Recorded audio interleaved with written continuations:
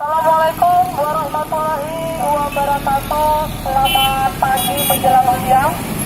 Salam sejahtera bagi kita semua.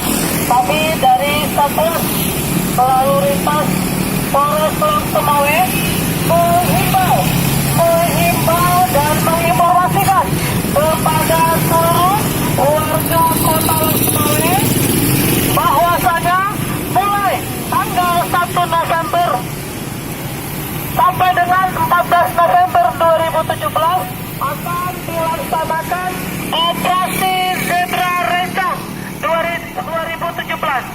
Jadi kami menghimbau kepada seluruh masyarakat warga Kota Teluk Semawe agar segera melengkapi surat-surat dan kendaraannya. Apabila diketemukan adanya pelanggaran lalu lintas, akan dikenakan sanksi.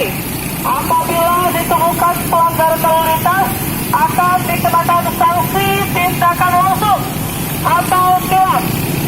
Demikian informasi ini dan himbauan ini kami sampaikan agar dapat dilaksanakan dan diindahkan.